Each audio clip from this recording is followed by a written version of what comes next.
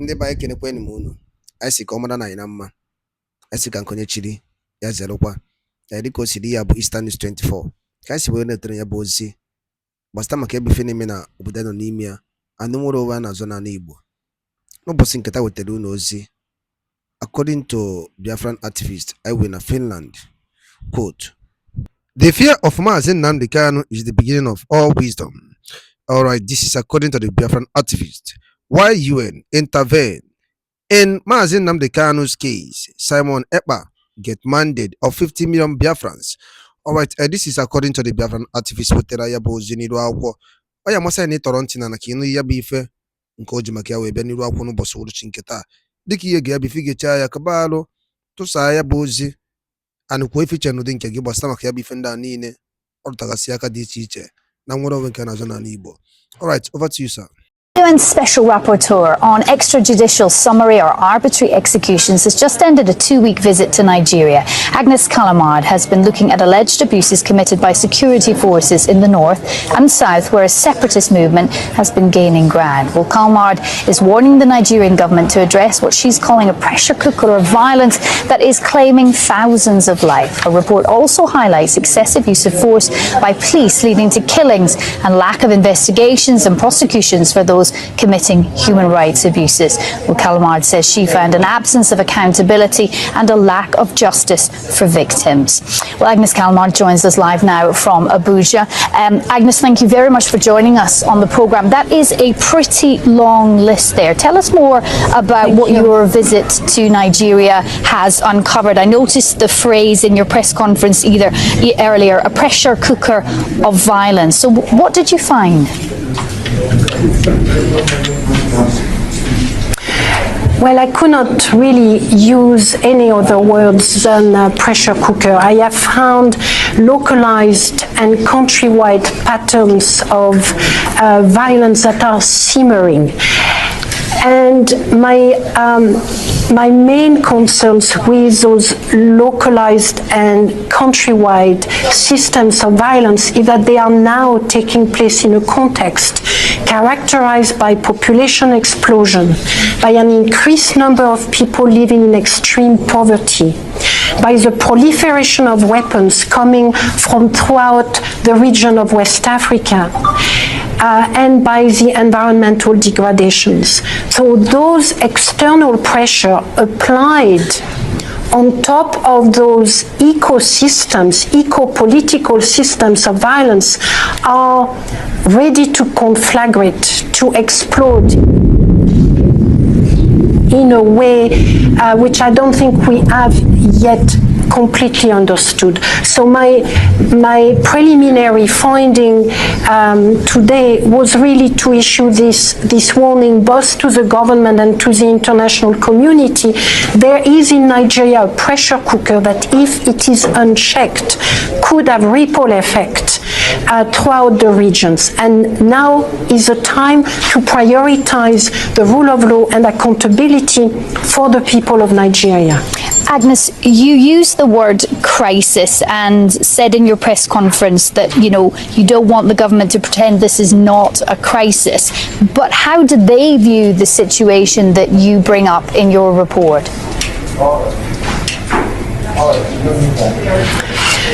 Well, you will have to ask them. I don't think I have made any sharp or stark revelations to the government. Whether or not authorities are willing to admit the extent of the problem is a different matter. But in all my meetings with officials, in the majority of my meetings with officials, there is an acknowledgement of the scale and the extent of the problems.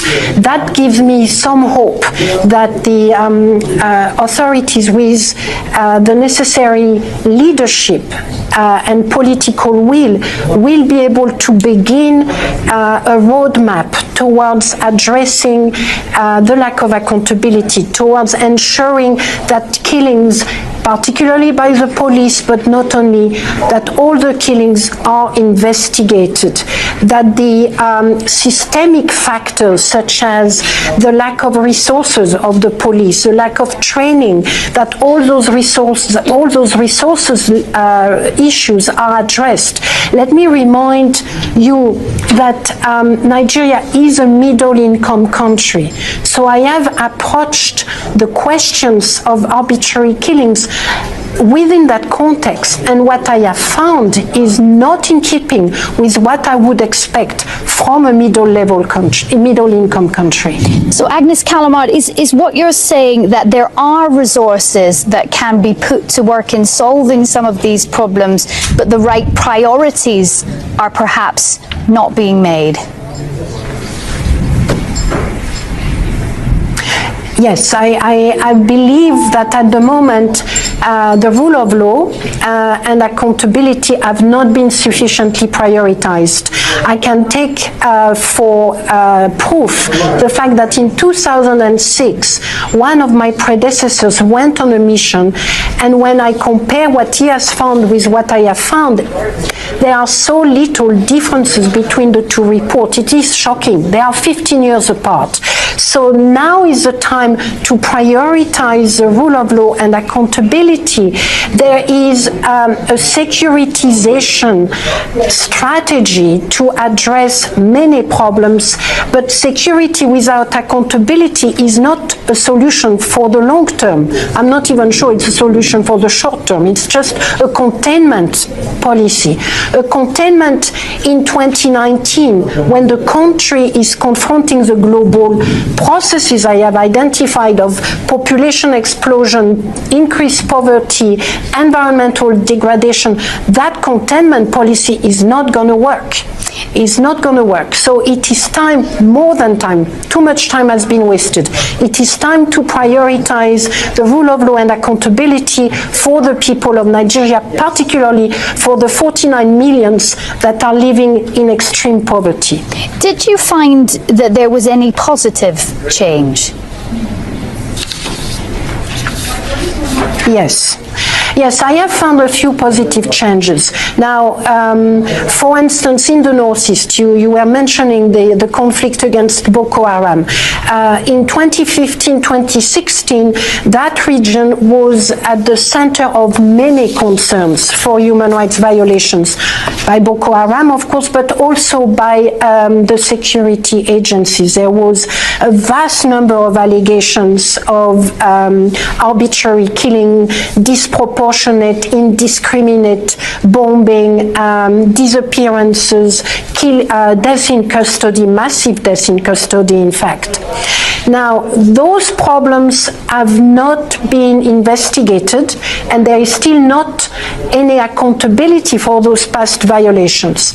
But the progress resides in the fact that allegations over the last 2 years, 2018 and 2019, have decreased.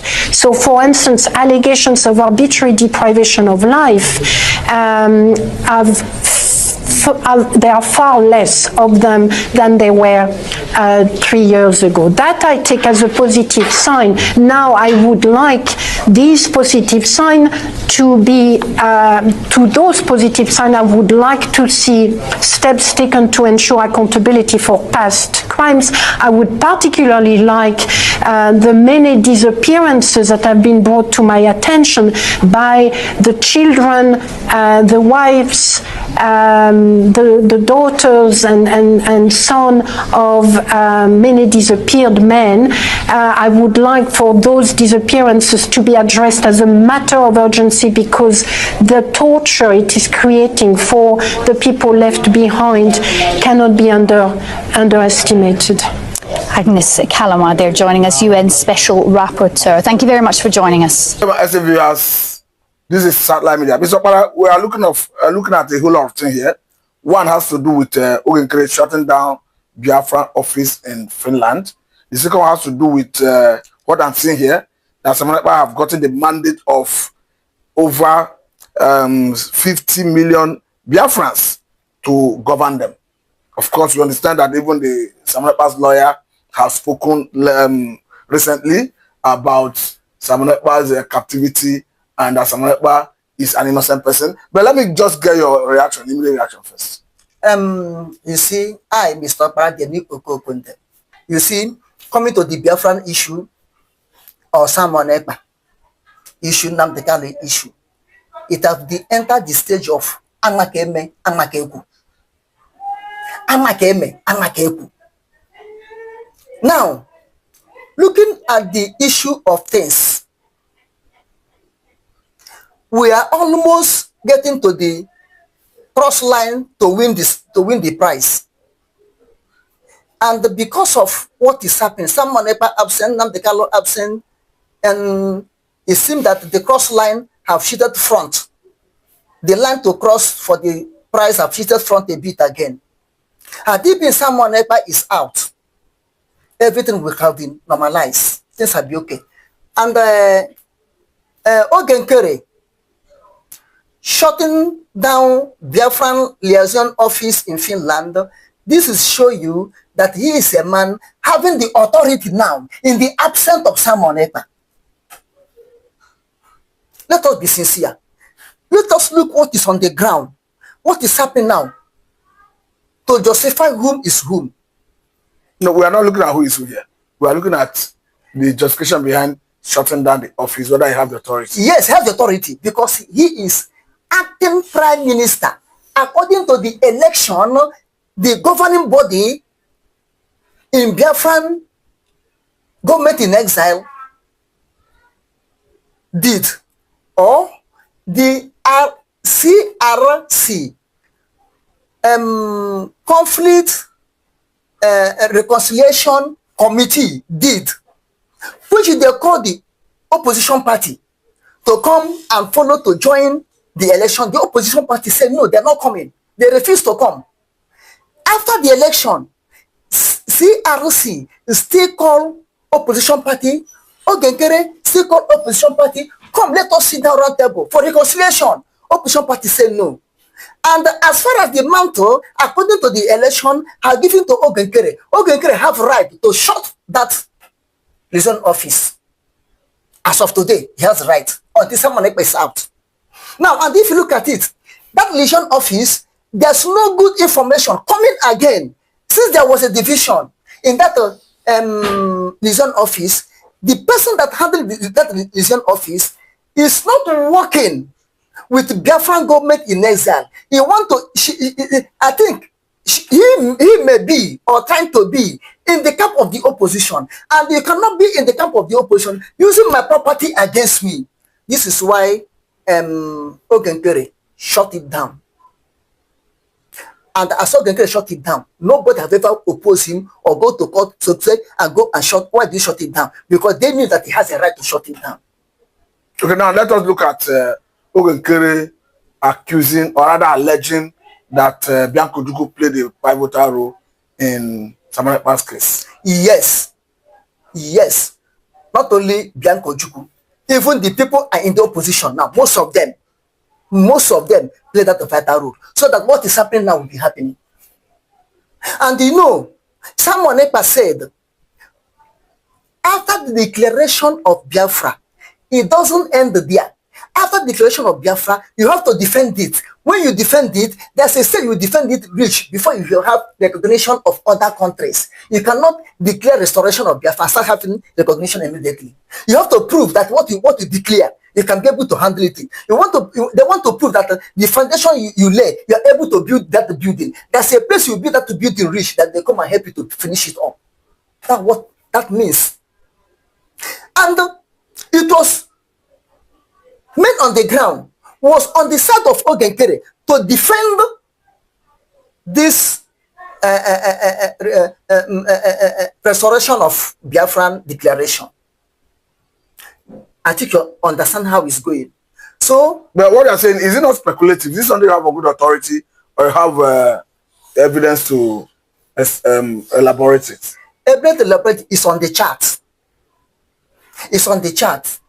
And the Biafran government in exile are the father or mother, parents to United States of Biafra.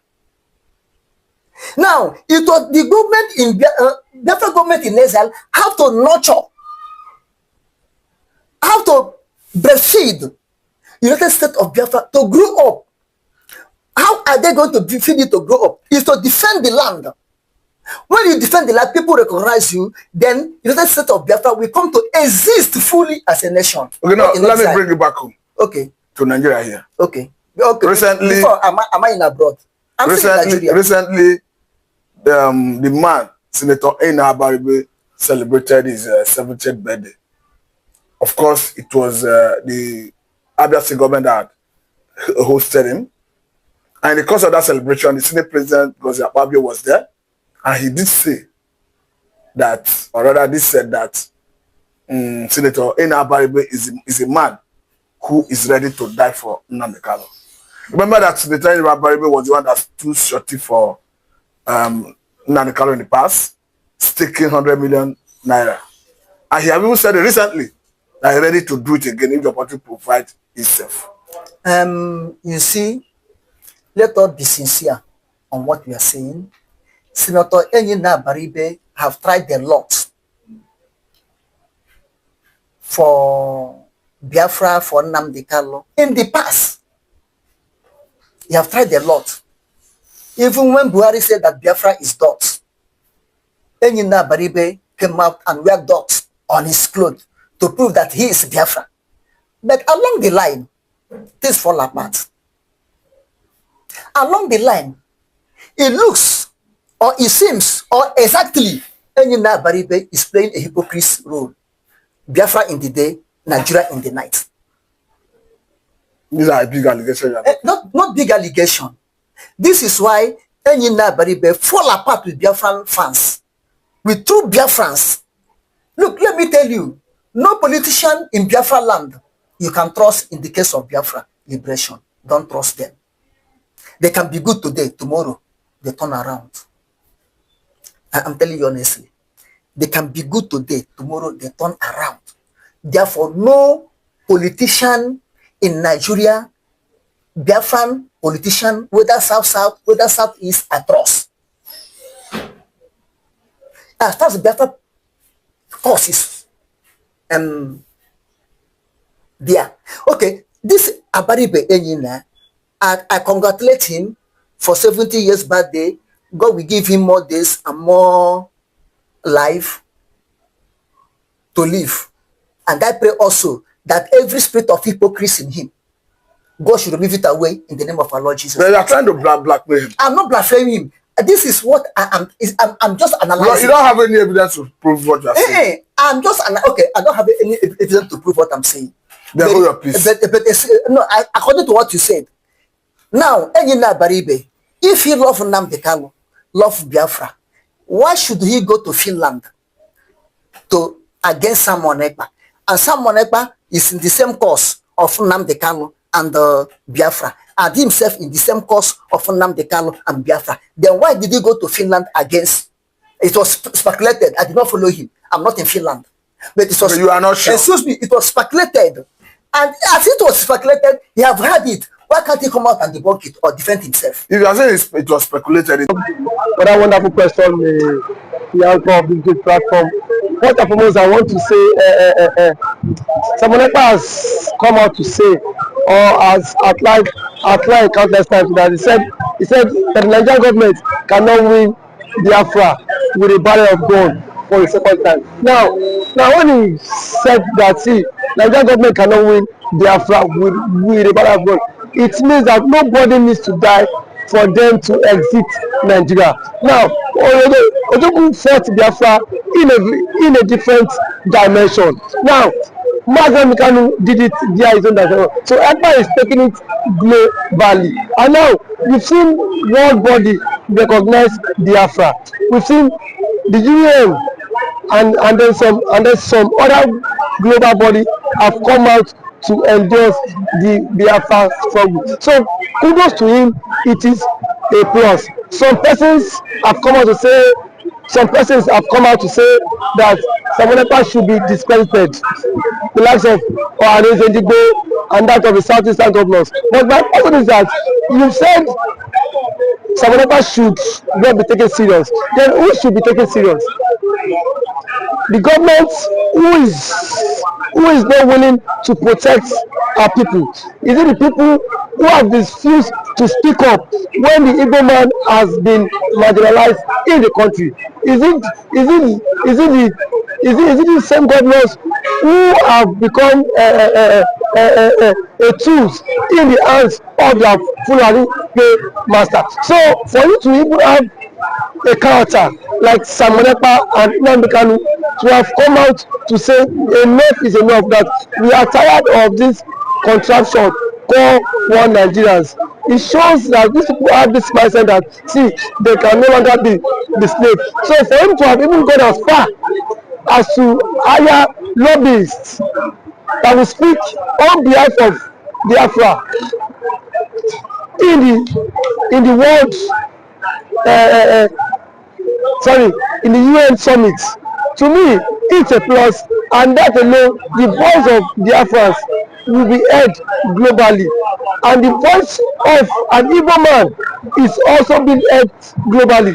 Now let me take it back the line. When Southern Sudan and South Sudan wanted parted ways, nobody killed each other. Nobody go through the route of violence. It was done amicably. So if Samonepa is doing it amicably, for him to convince world leaders that this thing is possible, and why the government of the day, the present government of Nigeria, are not seeing it that way. Thank you. You can also to the government, to the Nigerian government, be worried about this. Why would they be worried? The same people have sent assassins to kill Samonepa. Now only he has escaped. So see, one thing about it is that the government of the day, they are panicking. There's panic. You know what it is now? For a particular tribe, for a major tribe to exit your country, you know how an Igbo man is. You know the investment of an Igbo man is in the country. Now imagine in Nigeria without an Igbo man. Let's just imagine that. I mean, that means the Hausa man would now dominate virtually every government parastatals in Nigeria. So now the reason why the Igbo man is still believe that's Nigeria is because the Igbo man is still in the contraption called Nigeria. But eventually, if the Igbo man leaves, my brother, the Yoruba man will know the true meaning of Nigeria, and then we now know who owns Nigeria. Just like what Angobula said, he said they are not scared of the Igbos parting, exiting Nigerians. That was ndị banyị nkwadalụli nnenu na anụgo n'ihe one of the Biafran activists wetara anyị n'elu akwụkwọ n'ụbọchị uhuruchi nke taa gbasịta maka ya bụ ife na-eme n'obodo nọ n'ime ya n'ụlọ ụwa na-achọ n'ala Igbo. Anụmaazị Nnamdi Kanu, anụmaazị Simon Ekpa's update na Finland, dịka isi n'ife o kwuru ka efi were ikwu gbasịta maka ya bụ ife ndị a niile ọ dọtagasị aka dị iche iche.